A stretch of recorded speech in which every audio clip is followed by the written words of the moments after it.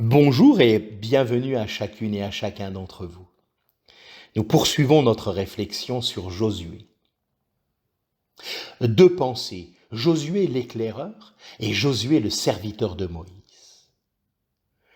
Je vous invite à lire le chapitre 13 du livre des Nombres ainsi que le chapitre 1er du livre du Deutéronome.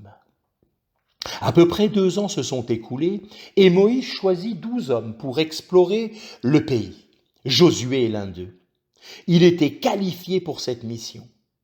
Alors que le peuple était marqué par l'incrédulité, un manque de confiance dans les promesses de Dieu, par la crainte et le doute, ainsi que par la désobéissance, nous voyons le contraire en Josué.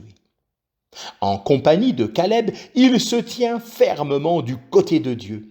Il met en garde le peuple contre l'incrédulité et le doute et il l'encourage à conquérir le pays. L'exemple de Josué nous enseigne ce qui est produit par la foi.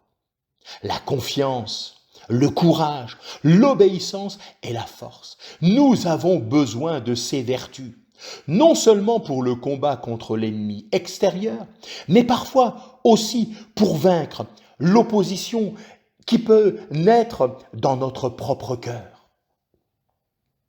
Josué, le serviteur de Moïse. Josué commence sa carrière comme serviteur de Moïse. Pendant 40 ans, il se tient dans l'ombre de cet homme de Dieu.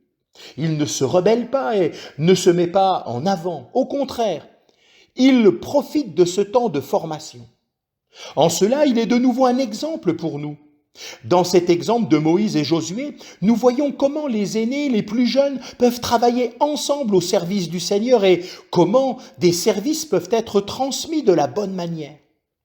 Avec Élie et Élisée, tout comme avec Paul et Timothée, nous trouvons d'autres exemples de passages de génération. Là où jeunes et plus âgés agissent ensemble en harmonie, se développe une merveilleuse combinaison d'expérience et de force. Dans ce cas, les conflits de génération sont évités.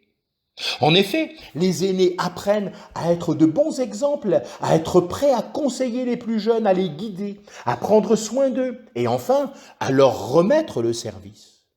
Les plus jeunes, eux, doivent être disposés à se laisser enseigner par les aînés, à leur être soumis, à être dévoués et enfin à s'engager dans le service. Dans le cas de Josué, cela s'accompagne d'un beau témoignage.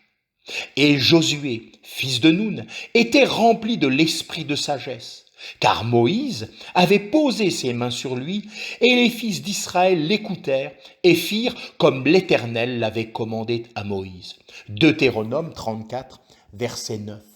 Le passage de témoin de Moïse à Josué ne posa aucun problème. Que Dieu soit béni pour ce bel exemple et que sa bénédiction soit votre partage en ce jour.